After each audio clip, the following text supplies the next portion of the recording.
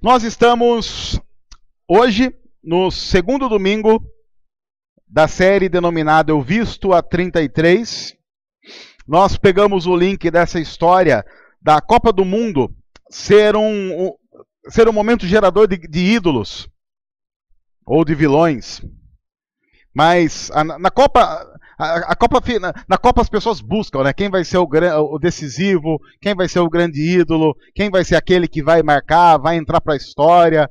Hoje nós vimos no final da Copa um cara que entra no meio do jogo, faz o gol decisivo, tem o seu nome marcado para sempre na história. Daqui 50 anos, quando falarem do título da Alemanha no Brasil, vão mostrar o gol que um cara de 22 anos que saiu do banco, marcou. Ele entrou para a história. E automaticamente, provavelmente no país dele, ele vai passar a ser idolatrado por muitos torcedores. E imagine então os torcedores do time pelo qual ele joga, que provavelmente vão passar a idolatrá-lo 2 vezes. Acontece que, na história do mundo, seres humanos sempre têm buscado alguém como referência. Alguém para idolatrar, alguém para copiar. No Brasil é assim, na Europa é assim, em todos os lugares é assim. Até porque a Bíblia diz que há no coração humano o anseio por alguma coisa transcendente, ou seja, por alguma coisa que está além da nossa própria realidade. Nós não nos contentamos apenas com aquilo que nós vemos e aquilo que nós somos. Assim nós queremos transcender e nessa tentativa nós começamos a nos espelhar em algumas outras pessoas. O problema disso é que, mesmo fazendo parte de uma igreja, mesmo fazendo parte de uma comunidade cristã, muitas pessoas simplesmente não têm Jesus como o grande ídolo das suas vidas.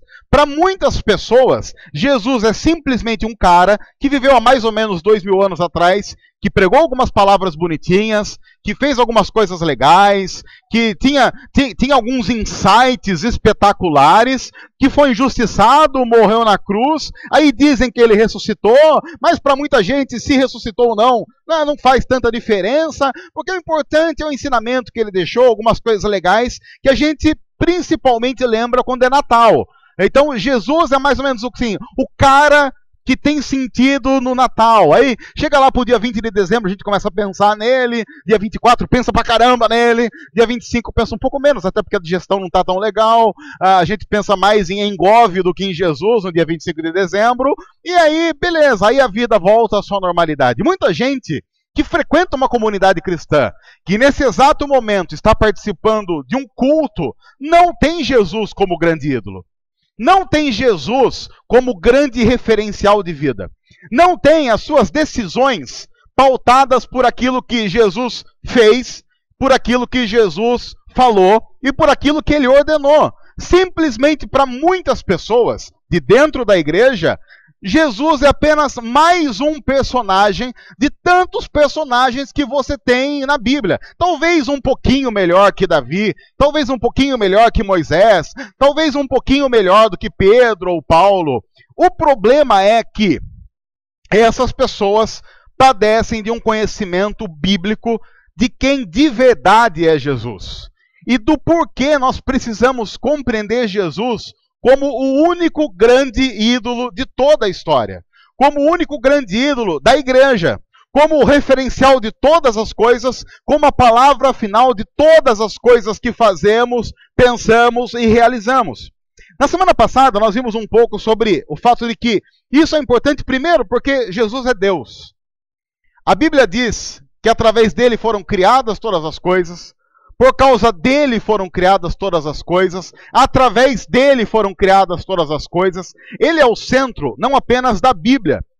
A Bíblia diz que Jesus é o centro de toda a história. O cosmos não existiria sem Jesus. O nosso planeta não existiria sem Jesus. Muito menos nós. O motivo central de toda a história, e consequentemente deveria ser de tudo que nós fazemos, é Jesus. Porque ele é Deus. Hoje nós vamos falar sobre esse nosso ídolo entrando em campo. Ou então aquilo que teologicamente nós falamos sobre encarnação de Jesus. Antes, se você não gosta do assunto Jesus, se você se cansa de ouvir falar sobre Jesus, esta série não é para você. Porque, como você viu na semana passada, nós vamos vasculhar a Bíblia, descobrindo com profundidade quem é esse que nós chamamos o Senhor de todas as coisas, o nosso ídolo Jesus Cristo. Agora, a Bíblia diz que quando Deus criou todas as coisas, e a Bíblia diz que Deus criou todas as coisas através da palavra dele, que a própria Bíblia diz que é Jesus, eu vou usar alguns termos aqui, pressupondo que, como nós estamos no segundo domingo da série, algumas coisas já estão mais claras. Se você tiver alguma dúvida com alguns conceitos que nós já estamos abordando como conceitos pacíficos, por favor, vá lá no nosso site depois, no nosso canal do YouTube, para ouvir ou assistir a mensagem da semana passada, tá ok? Estou partindo do pressuposto que o assunto da semana passada está resolvido, então estou aqui pela primeira vez e algumas coisas ficaram obscuras. Vai para a primeira mensagem, tenta ouvir de novo, assistir de novo, para você ter algumas coisas mais claras. Mas a Bíblia diz que Deus criou todas as coisas através de Jesus, que Jesus era a luz que iluminava a todas as coisas, e logo depois de Deus, através de Jesus, ter criado tudo, ele criou, depois disso ele criou passarinho, criou grama, criou todos os animaizinhos bonitinhos da floresta, inclusive o Dumbo, foi criando todas as coisas, aí criou os seres humanos. E alguns detalhes da criação que são fantásticos, porque quando você olha para a vida como ela era, quando Deus inventou o ser humano, era tudo muito legal. Tanto é que, por exemplo, Adão e Eva não tinham nenhuma crise com a música do Fantástico de domingo à noite. Porque eles viviam no paraíso, viviam muito bem, e segunda-feira não existia o Exu segunda-feira, tá ligado? Que é aquele demônio que assombra a segunda-feira. Não sei se você notou, que você pode até ter dormido bem do domingo para segunda. Na segunda, por ser segunda, você acorda com encosto. Aquilo é o Exu segunda-feira que toma conta de você e que só morre lá pela quarta. Porque o Exu, segunda-feira, ele tem um poder que ele não morre à meia-noite da segunda. Ele tem uma morte lenta, e ele só morre quando começa a nascer o que? O anjo, sexta-feira, que começa a nascer por volta da quinta de manhã, ele vai matando o Exu, segunda-feira, só que o anjo, sexta-feira, morre rápido. Ele morre rápido, porque na sexta-feira você está naquela empolgação, no sábado você já pensa, amanhã é domingo. E aí o Exu segunda-feira tem uma liturgia. O culto do Exu segunda-feira começa com a musiquinha do Fantástico. Aquilo é praticamente, como chama-se em algumas igrejas, o prelúdio de que está chegando o Exu segunda-feira. Bom, teologicamente falando não é assim. Exatamente assim, mas poderia ser que seria interessante também. No entanto, Adão e Eva não tinham esse problema, porque eles viviam bem, plenamente bem. Eles não tinham problema conjugal. Por exemplo, se você falasse assim para Adão e Eva, vai ter um encontro de casais, por quê? Não, para a gente pensar a vida conjugal, por quê? Não, para a gente conversar sobre as dificuldades, quais? Não, mas Eva não tem TPM, Eva não tinha TPM. Eva nunca teve TPM. Até um determinado momento. Adão, o que Adão não tinha? Se Eva não tinha TPM, Adão não tinha o quê? Sogra. Você começa a ver que o paraíso era algo fantástico, que quando a gente começa a pensar, a gente pensa assim, eu queria estar ali. Era tudo muito bom, os alimentos não tinham caloria. E respirar, o simples ato de respirar, gastava mais ou menos 1000 calorias por hora. Porque era tudo muito perfeito. Então todas as pessoas eram lindas, felizes, sem nenhum tipo de empecilho. E a Bíblia diz que, como máximo, o ser humano tinha um relacionamento absurdamente íntimo com Deus. Tanto é que a própria Bíblia diz que Deus vinha todo dia bater papo com Adão. Era como se fosse um chá da tarde. Eva preparava um chá, aí Adão chegava do trabalho e falava assim, ô Eva, como é que tá? Tudo bem, tudo tranquilo. Aí ela estava falando um chá de, sei lá, chá de erva cidreira. Não, isso não tinha porque era paraíso.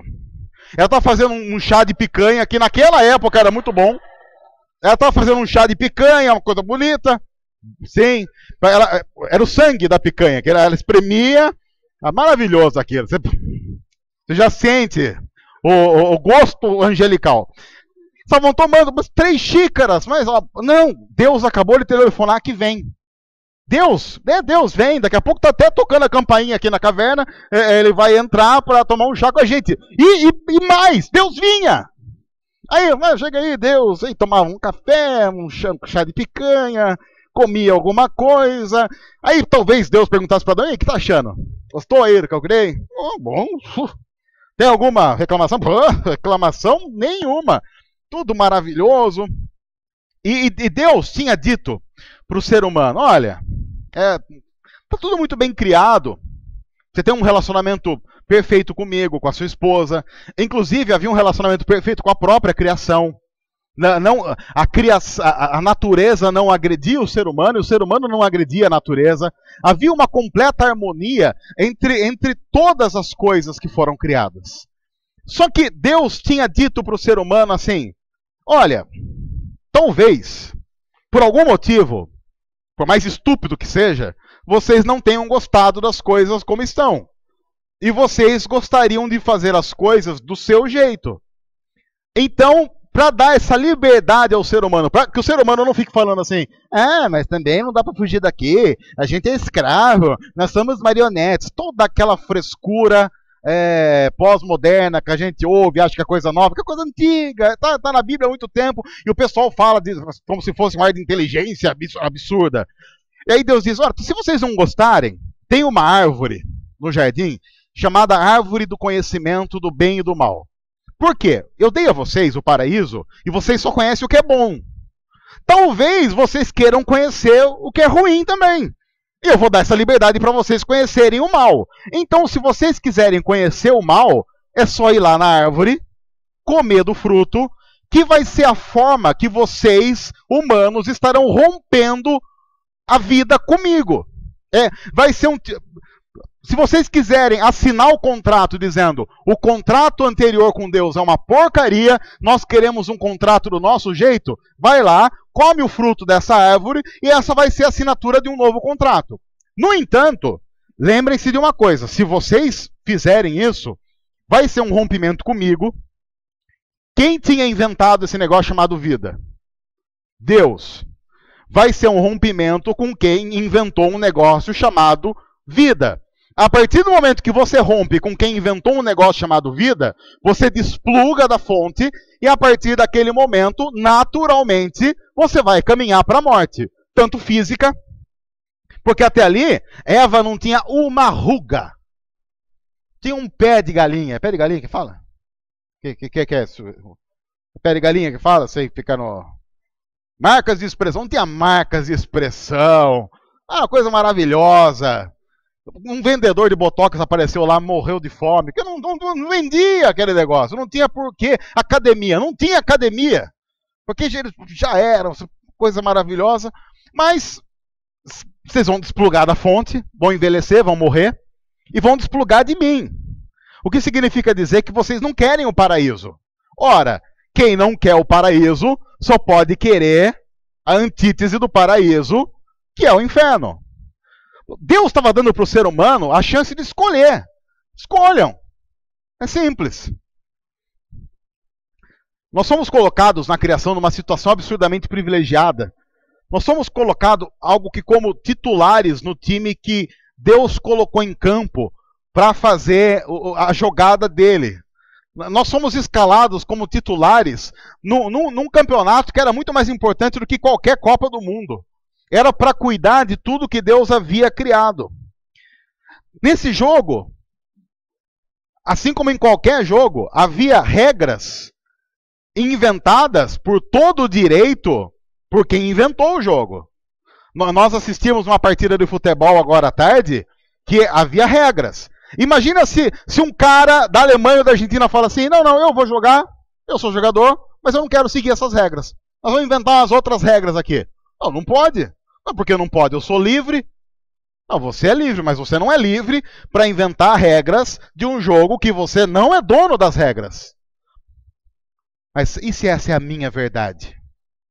A minha verdade diz que a partir de agora o meu time começa ganhando de 3-0, porque é isso que me faz feliz. Entendeu como os argumentos do nosso tempo são absurdamente estúpidos quando a gente coloca esses mesmos argumentos em algumas outras situações? A gente olha para o futebol e fala assim, não, se o inventor do futebol determinou algumas regras, então quem vai jogar futebol tem que seguir essas regras. Mas não, na vida não vale. O inventor da vida, que é Deus, não pode determinar algumas regras no próprio jogo que ele inventou. Se eu falar para você o seguinte, se a bola passar a linha, a bola passou a linha inteira, é gol ou não é gol? A bola ultrapassou a linha toda. É gol ou não é gol? Depende. Qual linha? Se ela ultrapassou a linha lateral, não é gol. É lateral. O problema é que a gente está vivendo de uma forma que a gente chuta a bola para a lateral e fala assim, ó, passou a linha, é gol. Não, mas essa linha é lateral, não é linha do gol. Não, mas a minha regra diz que é gol. Azar o seu. E se reclamar muito, vai ser expulso. Mas é assim que a gente vive a vida. A nossa atuação no jogo que Deus inventou foi desastrosa.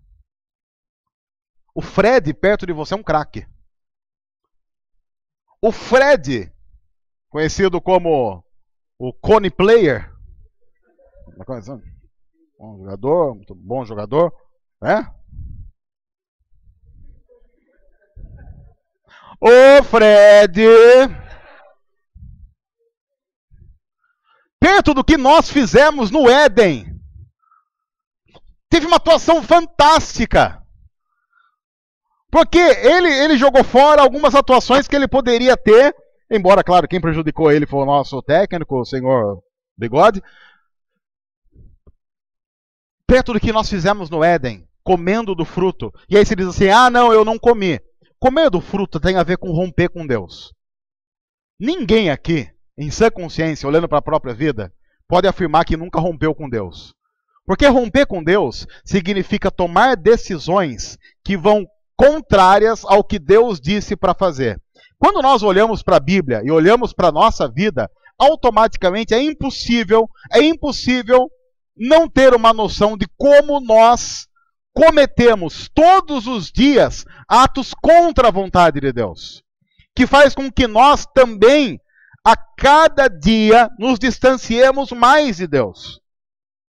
O jogo da criação ficou muito ruim para a gente, porque Adão e Eva, os representantes da humanidade, os nossos representantes como seres humanos, comeram do fruto e assinaram um contrato dizendo para Deus, nós queremos viver do nosso jeito, nós queremos viver de acordo com as nossas regras. E a partir daí, a morte entrou na história, porque Deus tinha dito, o que o pecado traz para vocês é morte. E lembre-se, a partir desse momento, Deus não pode mais se relacionar com seres humanos. Porque Deus, que é perfeitamente reto e justo, já havia dito que não se relacionaria com nada manchado pelo pecado. A partir desse momento, há uma separação absurda entre nós e Deus. E havia um obstáculo que nós não conseguíamos resolver. É claro que até hoje a gente tenta resolver esse problema nosso com Deus, orando mais. E aí, deixa eu dizer uma coisa, você orar mais não vai resolver o seu problema com Deus. Vai resolver talvez outros problemas, mas o problema do pecado continua. Porque se nós fôssemos também minimamente sinceros, você já deve ter pecado até orando. Senhor, abençoa aquele sem vergonha, que mesmo eu odiando aquele traste, o Senhor abençoe ele, uma morte dolorosa. Talvez você não tenha orado com essas palavras, mas talvez você tenha pensado isso no seu coração. A gente peca orando. Talvez você possa pensar assim, eu preciso pregar mais a palavra, mas tem muita gente, ouço falar, que peca até pregando.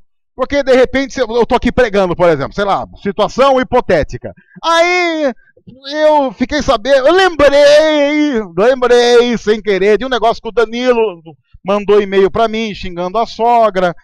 nessa semana, falando mal da sogra, contando pecados absurdos da sogra, o clima pesado que é na casa da sogra dele. Situação hipotética, vai que. E aí eu tô aqui pregando e pensando assim, agora é a hora de eu ferrar com o Danilo. Porque, inclusive, na semana eu recebi um e-mail de um irmão aqui da nossa igreja, a quem eu quero agradecer pelo ar-condicionado, que instalou muito bem, sem citar nomes.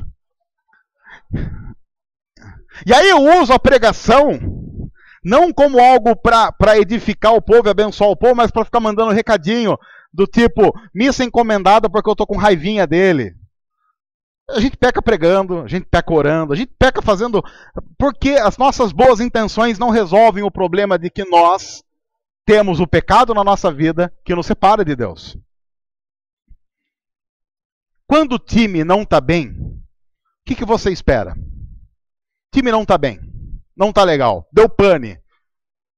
Quando você olhou para o Felipão na terça-feira, o que você esperava que ele fizesse?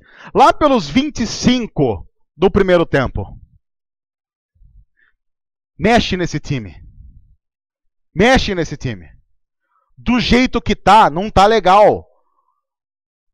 É claro que a câmera mostrava ele, você vê que tava perdidaço. Tava todo mundo perdido. Todo mundo. Tava igual todo mundo, momento piada. Igual o goleiro da Alemanha. Uma noia. Não sei se vocês entenderam. Foi exatamente o que Deus fez. Deus olhou pra gente e pensou, esse pessoal estragou tudo. Eu tenho que mexer nesse time. Eu vou colocar um substituto. Eu vou substituir esse time. Vai ter que entrar alguém nessa história que pode fazer o que eles não têm mais condição de fazer para se reconectar comigo. Lembram que a gente havia, com o pecado, assinado um contrato em que a gente não estava mais conectado com a fonte da vida? No entanto, nós, humanos, não temos condição de dizer, agora, a partir de agora, decretamos, seres humanos, que estamos reconectados com Deus. Nós não tínhamos condição de fazer isso. No entanto, Deus, num ato de profundo amor, resolveu enviar um substituto que tivesse condições de levar uma vida tal, que o agradasse de tal maneira, que esse sim tivesse condição de nos reconectar com o nosso Deus. No entanto, o próprio Deus sabia que um ser humano como nós não adiantaria. Então, o que é que Deus faz? Deus envia o seu próprio Filho. Deus envia o Deus Filho. Quem é aquele que Deus envia? Aquele que nós falamos na semana passada. Jesus. A própria Trindade, Deus Pai, Deus Filho, Deus Espírito Santo, resolve quebrar a sua harmonia de maneira momentânea. O próprio Deus resolve quebrar a sua harmonia eterna na Trindade para enviar o Deus Filho como ser humano, como qualquer um de nós, porque se um ser humano havia quebrado a conexão, era necessário que um ser humano fizesse, às vezes, de alguém que tivesse a capacidade para nos reconectar. O que Deus disse é, já que você não consegue, eu assumo. O substituto serei eu mesmo. Veja o que Deus diz logo depois do pecado de Adão e Eva. Logo depois deles terem rompido com o próprio Deus. Gênesis 3, versículos 13, 14 e 15. Diz assim: o Senhor Deus então perguntou à mulher, o que foi que você fez? Respondeu a mulher, a serpente me enganou e eu comi. Então o Senhor Deus declarou à serpente, já que você fez isso, maldita é você entre todos os rebanhos domésticos e entre todos os animais selvagens. Sobre o seu ventre você rastejará, e pó comerá todos os dias da sua vida. Agora veja essa parte, o que Deus diz logo após o pecado entrar na história. Eu porei inimizade entre você e a mulher, entre a sua descendência e o descendente dela. Este lhe ferirá a cabeça, e você lhe ferirá o calcanhar. Olha algumas coisas que Deus está dizendo numa conversa entre ele, porque a parte de Adão já tinha passado, Deus já tinha dado a bronca necessária em Adão, agora a conversa era entre Deus, Eva e a serpente, porque lembra que foi a serpente que induziu a mulher a comer do fruto, e ela também ali dá o fruto para o marido, que estava presente em todos os momentos e não foi capaz de dizer nada.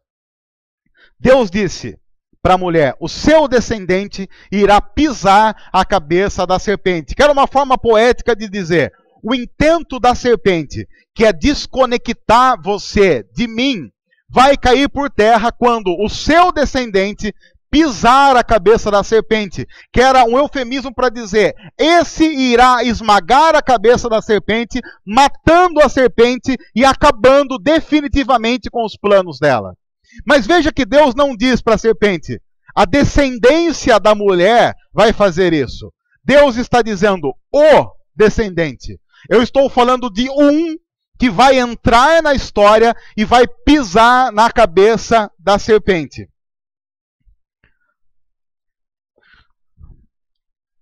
Também note que Deus está dizendo que quem vai pisar na cabeça da serpente é descendente de quem? Porque nós temos um casal na história, não temos? Um homem e uma mulher, Adão e Eva.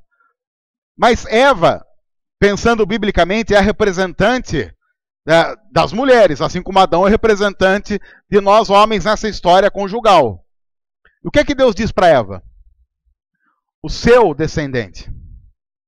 Por que ela não diz o descendente de vocês? Porque, a partir desse momento, havia uma regra criada pelo inventor do jogo chamado vida, que quando o ser humano pecasse, todo aquele que nascesse de um homem teria a genética do pecado dentro dele. Que faz com que o pecado não seja uma opção. Você já nasce assim. Você já nasce com a genética do pecado. Quem aqui tem filho sabe que você não precisa ensinar uma criança a bater? Ou precisa? Você não precisa. Naturalmente, como instinto que ela tem, ela irá agredir você para conseguir alguma coisa. É natural isso nos seres humanos. Há uma teoria positivista que diz que não, os seres humanos são bons e a cultura estraga. Mentira. Seres humanos são essencialmente ruins. A cultura piora. Piora aquilo que já é potencialmente ruim.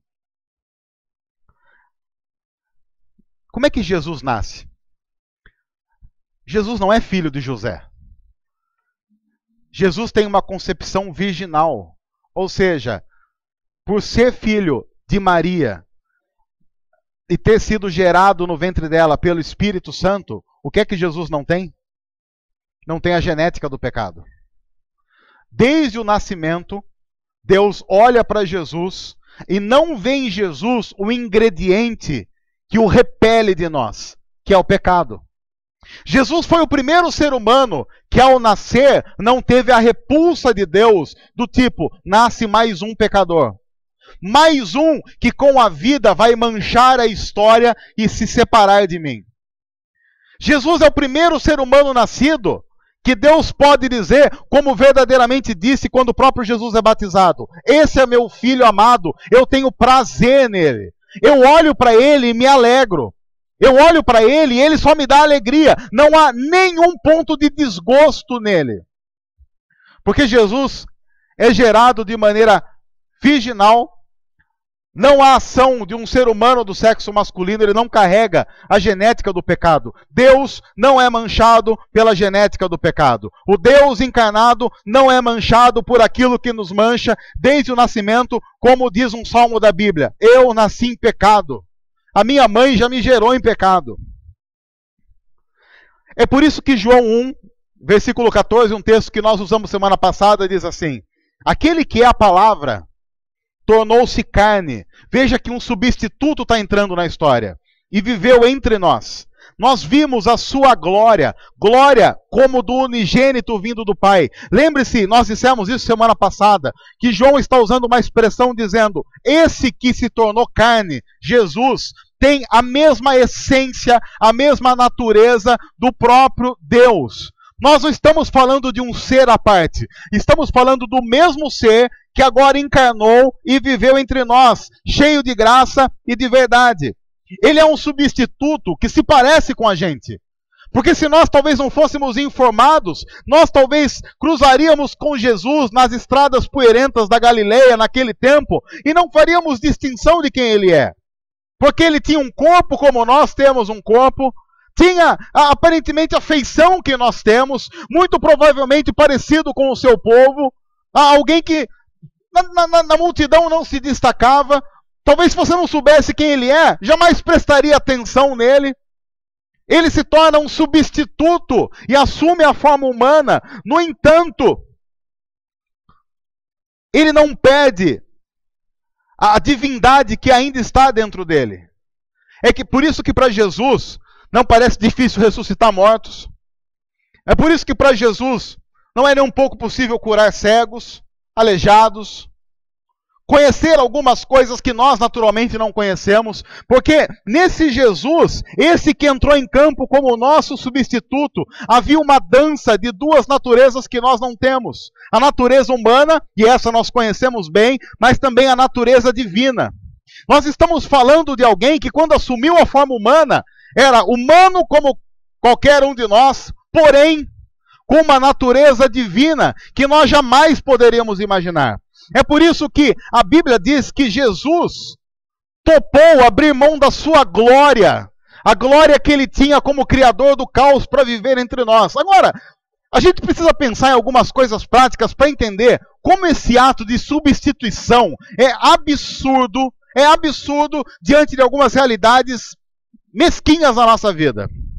A Bíblia diz que Jesus criou o cosmos. Esse criador do cosmos resolve assumir a nossa forma. E desculpa dizer isso, talvez seja uma coisa que as pessoas aqui não façam, e ter que fazer cocô.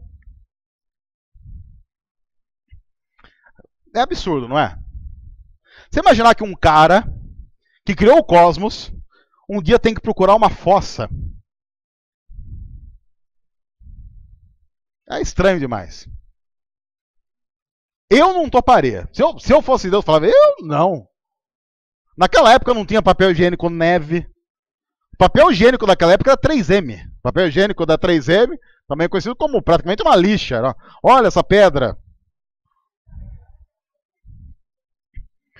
Maria, o próprio Deus encarna com uma criança, com todos aqueles movimentos friamente calculados de uma criança que vai tentar colocar o dedo na boca e enfiar o dedo no umbigo. Porque quem aqui já pegou uma criança sabe que a coordenação motora de um bebê é isso, né? Ele quer pôr o dedo na boca, ele enfia o dedo no olho, ele chora. E aí, imagine Maria, aí pega o substituto espiritual da humanidade no colo e diz, ele fez cocô, vamos trocar a fralda. José, vem aqui, trocar a fralda.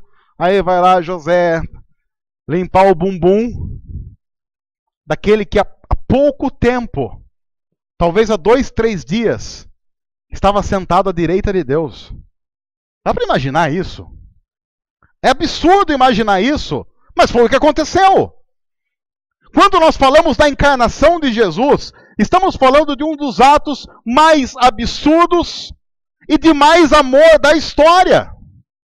Não há um amor maior do que esse. E ainda se você lembrar que essa criança que nasceu para morrer, a história então passa a tomar contornos gigantescos. Ninguém poderia inventar uma história como essa se ela não fosse totalmente real. Aí veja o que diz Paulo, escrevendo aos cristãos de Corinto, 1 Coríntios 15, versículo 21 e 22. Visto que a morte veio por meio de um só homem, a história de Adão, também a ressurreição dos mortos veio por meio de um só homem.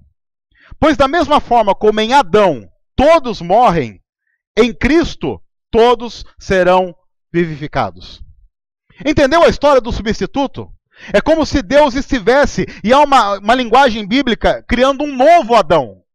Alguém que Adão desconectou-nos de Deus, agora vem alguém que é humano, porém não manchado pelo pecado, para nos reconectar com Deus. Jesus se torna o nosso representante legal diante de Deus. E Deus pode aceitar tudo que Jesus faz, porque Jesus não nasceu em pecado e Jesus não pecou nenhuma vez. E olha, pensar num cara que conseguiu não pecar diante de todas as possibilidades que seres humanos têm de pecar dia após dia, só Deus poderia fazer isso. Só Deus poderia fazer isso.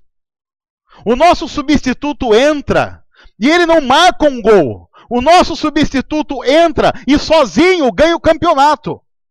O nosso substituto legal entra e ele é o próprio Deus. Ele é o criador de todas as regras do jogo. Joga conforme as regras que foram inventadas por ele mesmo e ganha o campeonato. E na hora de ganhar o campeonato, pega a taça e divide os méritos da taça conosco.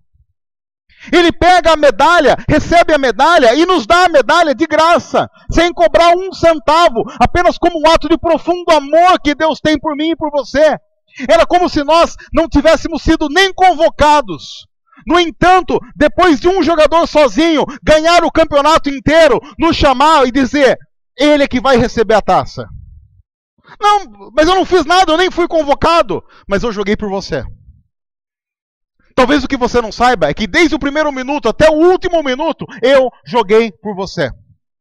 Era você que eu estava representando. E aí você vai olhar o símbolo do uniforme que ele está usando, e você nota que o símbolo é representante da humanidade. Reconectando os seres humanos com Deus. Possibilitando que nós possamos chegar diante de Deus e não sermos mais exterminados por causa do nosso pecado. Olha só o que a Bíblia diz, aí em 2 Coríntios 5:21.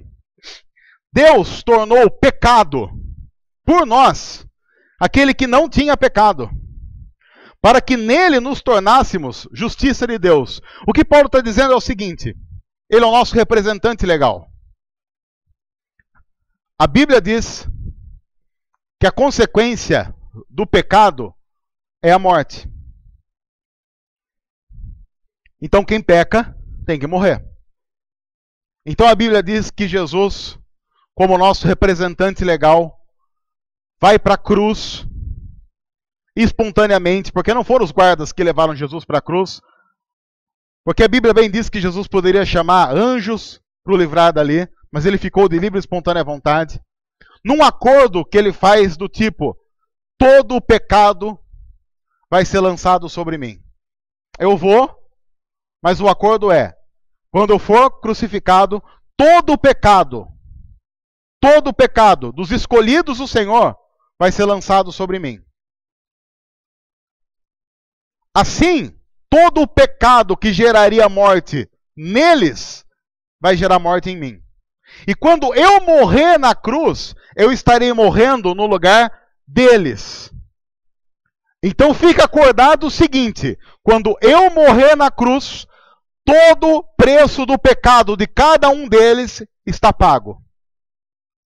Se o pecado tem que gerar morte, que gere morte em mim, e eu morro no lugar deles. O trato é então, que a partir desse momento, todos os que viverem crendo em mim e me confessando, vão ganhar vida eterna.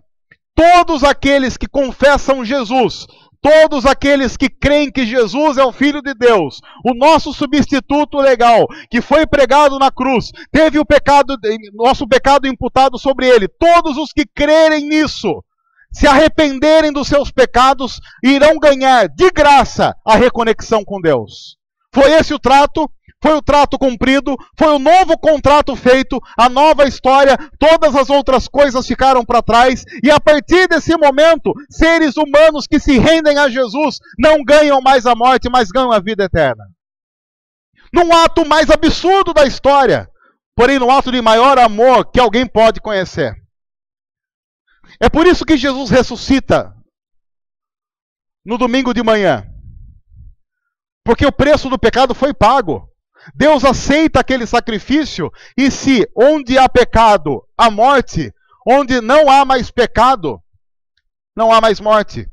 É por isso que a Bíblia diz que a morte não pode conter Jesus, porque ela perde o poder.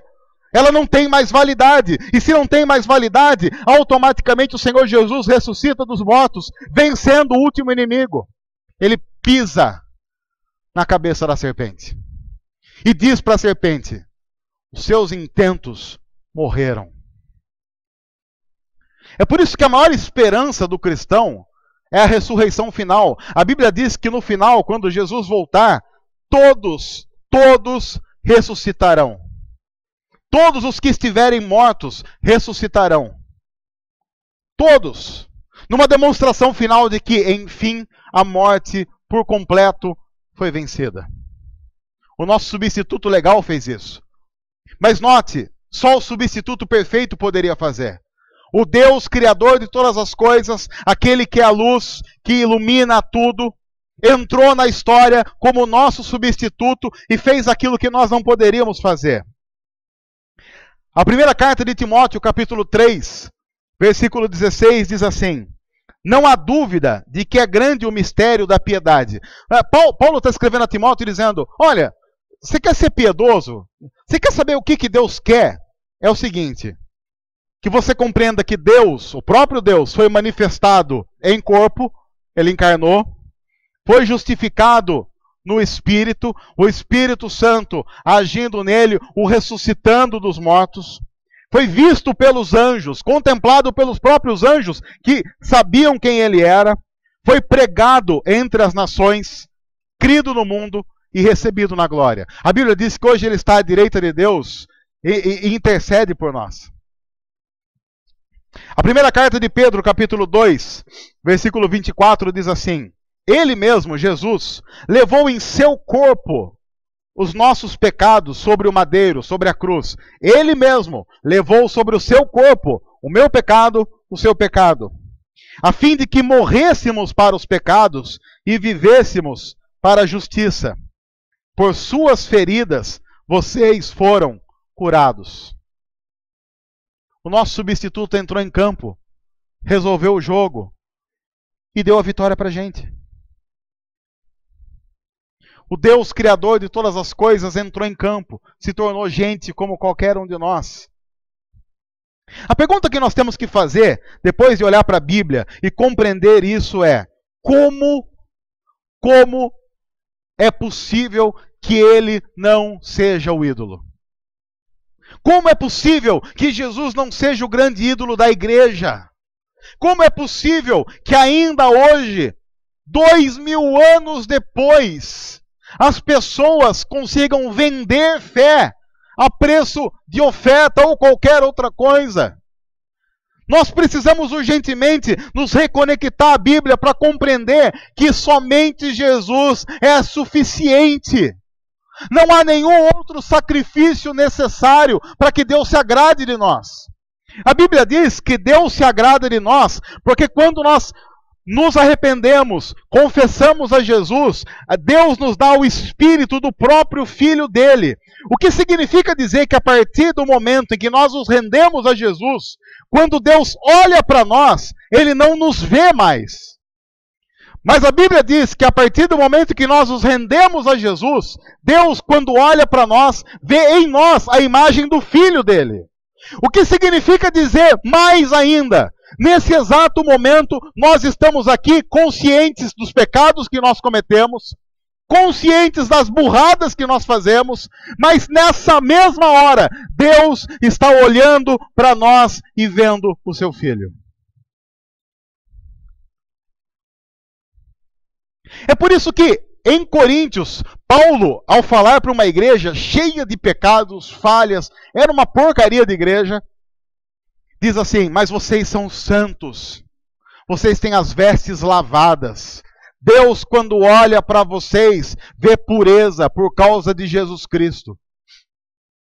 É por isso que a Bíblia diz que esse substituto entrou para tomar o tiro no nosso lugar. Ele entrou para sofrer a penalidade em nosso lugar. É como se a ira de Deus estivesse caindo sobre nós. Jesus entra no meio dessa história e a ira de Deus cai sobre ele de uma tal forma que o próprio Jesus, no momento da crucificação, diz: Deus meu, por que me abandonaste?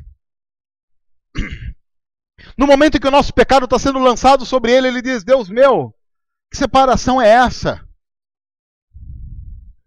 Ele está tomando sobre si o raio da ira de Deus que deveria cair sobre nós. A partir desse momento que nós somos salvos por Jesus, você pode orar e ter a certeza que Deus gosta disso. A Bíblia diz, lá em Isaías, que antes de Jesus, os nossos atos de justiça, as coisas boas que nós fazíamos, tinham para Deus o mesmo valor de um trapo de imundícia. Que eu já disse aqui que trapo de imundícia era o pano que as mulheres usavam para conter menstruação. Na época em que a Bíblia é escrita não tinha Tampax, não tinha Mods, não tinha, sei lá, OB, bem conhecido como OB. Não tinha nada dessas coisas. Eles tinham um pano, era um trapo que a mulher usava para conter menstruação. Isaías diz que, para Deus, os nossos atos de justiça, o que nós fazemos de bom, é tão manchado pelo pecado que tem o mesmo valor de um trapo de imundícia. Traduzindo para uma linguagem atual, a Bíblia na linguagem de hoje, atualíssima, forever, é dizer, gente, o que a gente faz para Deus, manchado pelo nosso pecado, tem o mesmo valor de mods usado. É o mesmo valor. Você oferece mods usado para alguém? Ninguém, sã consciência, faz isso. No entanto, a Bíblia diz que hoje, nós cantamos, por exemplo, como fizemos há pouco, nós oramos, ouvimos a palavra, e tudo que a gente faz chega para Deus, sabe como? Como um aroma suave, como um cheiro de bom perfume. Deus trocou a qualidade daquilo que nós fazemos, de mods usado, para o melhor perfume que você pode conhecer. Qual foi o filtro? O substituto. Porque agora Deus nos vê através de Jesus. É por isso que você ora no seu quarto e não aparece um raio para fulminar você. Porque a gente ainda está fazendo besteira, mas Deus olha para a gente no ato de graça, vê Jesus. É absurdo, mas é assim. Eu não sei quanto a você, isso me constrange. Porque qualquer pessoa que conheça um pouco do seu próprio pecado pensa, isso não é justo. Não é justo. Mas quem disse que a graça de Deus é justa? Nada é mais injusto do que a graça. É gente como nós, que merecia o inferno, indo para o céu. Ninguém vai poder chegar no céu e entrar assim, opa, com licença, tô chegando aí, como é que tá? Estamos chegando. Pessoas que conhecem o cristianismo dão o passo em direção ao céu numa profunda humildade, sabendo que cada passo dado é dado por causa de Jesus Cristo, Filho de Deus, que se tornou carne, viveu entre nós, manifestou a glória de Deus e pagou o preço do nosso pecado. Nossa seleção é entrar em campo. Provavelmente daqui 4 anos, essa hora, eu não sei qual vai ser o resultado da Copa na Rússia, a gente já vai ter esquecido muito dessas coisas. Muitos outros jogadores terão entrado em campo e nenhum deles terá mudado a nossa vida. Nenhum. O verdadeiro substituto da história já entrou em campo e mudou a nossa vida. É por isso que a gente veste a 33. É por isso que ele é o nosso ídolo.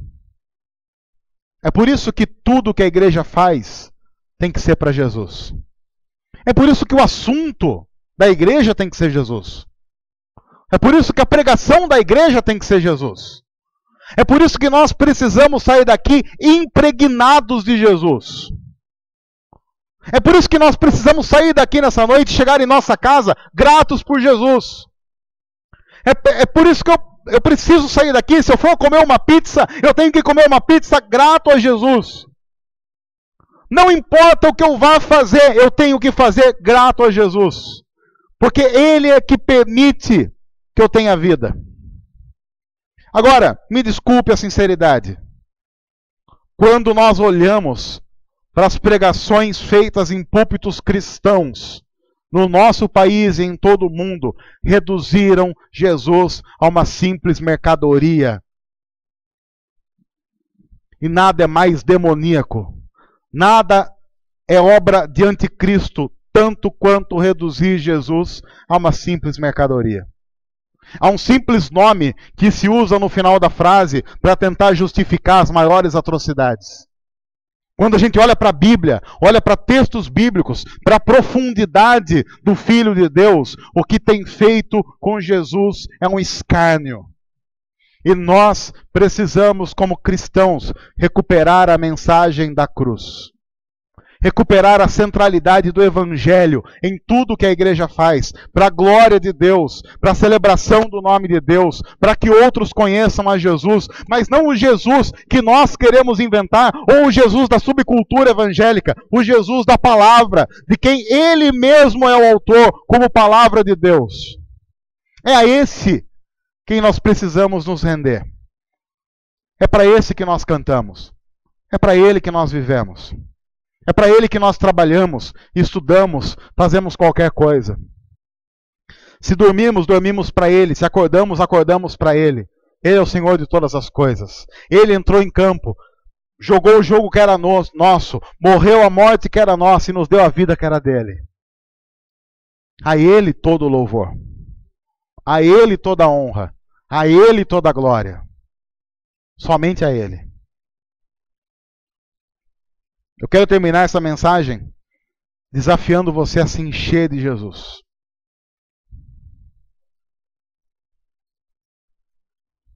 A devorar cada parte da palavra que se refere a Ele. A viver a vida com profundidade para Ele. Somente para Ele. Eu quero convidar você a vestir essa camisa. Jesus é meu grande ídolo.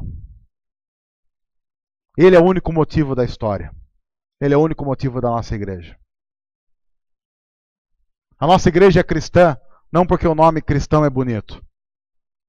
A nossa igreja é cristã porque só Cristo faz sentido. Só Cristo dá sentido a toda a história. A toda a história. E um dia a gente vai estar no céu. Eu só sei de uma coisa. Quando a gente estiver lá no céu e servirem um chá de picanha, eu vou levantar uma faixa dizendo eu já sabia. Aquele chazinho de picanha. Vou falar, viu?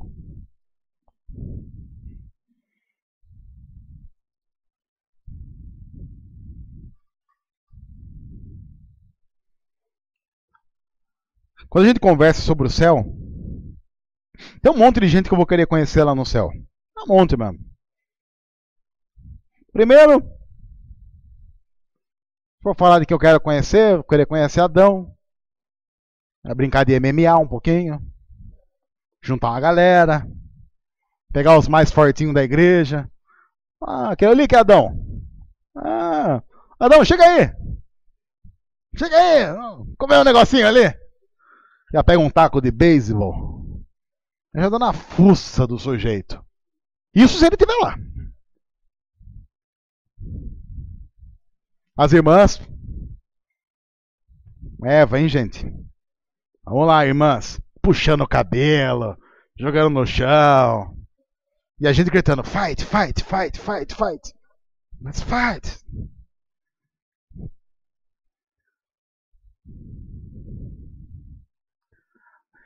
Considerando a eternidade, eu não sei, eu não sei dizer quanto tempo eu acho que eu vou querer ficar olhando para Jesus. Sabe aquele olhar assim de... Ficar olhando. Sabe quando você se apaixona por alguém e você quer ficar olhando para aquela pessoa? Lembra quando você se apaixonou profundamente por alguém e olhar para aquela pessoa satisfazia o seu coração? Deixava você assim com aquela cara de tonto? Eu acho que bons cristãos vão passar os primeiros 100 anos de céu com cara de tonto. Só olhando para Jesus assim. Ó. Jesus, conta lá. Como é que foi o negócio de Lázaro lá? Conta lá. Mostra de novo. Mostra a cena aí pra gente.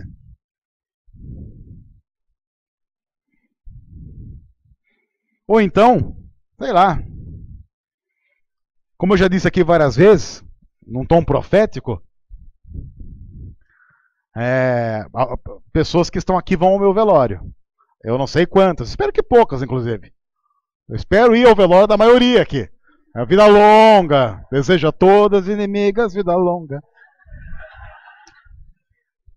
Mas, por uma questão normal de vida, muitos aqui vão para o meu velório. Então, antes de você ficar chorando lá no meu velório, fazendo aquelas coisas, se alguém for no meu velório e tipo falar assim, leva eu, expulsa a pessoa. Ah, frescura ela fazer isso. Lembre-se que aquele gordo que estaria no caixão já viu Jesus e vocês não. Só lembrem disso. Só lembrem disso. Eu tô ali, vocês podem mexer no corpo, tá tudo gelado mesmo. Como eu falei, brinquei, então cerveja. Quiser levar cerveja no meu velório? Pode levar, pode usar o meu corpo para gelar a cerveja, inclusive. Ah, vai esquentar a cerveja. Pega o meu braço, levanta, põe a latinha aqui. Tá gelado mesmo, aproveita, já não esquenta a cerveja. Pode não ter problema nenhum. Eu vou estar com cara de tonto olhando Jesus? Crise nenhuma.